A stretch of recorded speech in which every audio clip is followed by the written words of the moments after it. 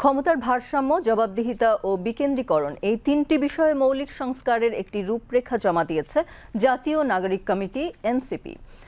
আজ ঢাকায় সংসদ ভবনস্থ এলডি হলে জাতীয় ঐকমত্য কমিশনের সাথে এনসিপির বর্ধিত আলোচনায় এই রূপরেখা দেওয়া হয়।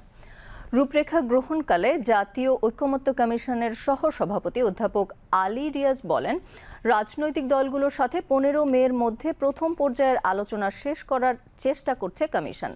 তারপর দলগুলোর সাথে দ্রুত দ্বিতীয় পর্যায়ের আলোচনা শুরু করতে চায় কমিশন। এ সময় কমিশনের সদস্য বিচারপতি মোহাম্মদ এমদাদুল হক, ডক্টর বদিউল আলম মজুমদার, সফররাজ হোসেন, ডক্টর ইফতেখারুজ্জামান এবং প্রধান উপদেষ্টার বিশেষ সহকারী মনির হায়দার উপস্থিত ছিলেন। জাতীয় নাগরিক পার্টির সদস্য সচিব আখতার হোসেনের নেতৃত্বে 5 সদস্যের প্রতিনিধি দলে ছিলেন দলটির যুগ্ম আহ্বায়ক সারোয়ার তুষার, যুগ্ম আহ্বায়ক জাভেদ রাসিন, মুখ্য সংগঠক সার্জিস আলম এবং কেন্দ্রীয় সংগঠক আরমান হোসাইন। গত 23 মার্চ জাতীয় নাগরিক পার্টি কমিশন বরাবর তাদের মতামত জমা দেয়। সে প্রেক্ষিতে দলটির সাথে গত 19 এপ্রিল প্রথম দিনের আলোচনায় বসে কমিশন। আলোচনা অসমাপ্ত থাকায় আজ দিনব্যাপী বর্ধিত আলোচনা অনুষ্ঠিত হচ্ছে।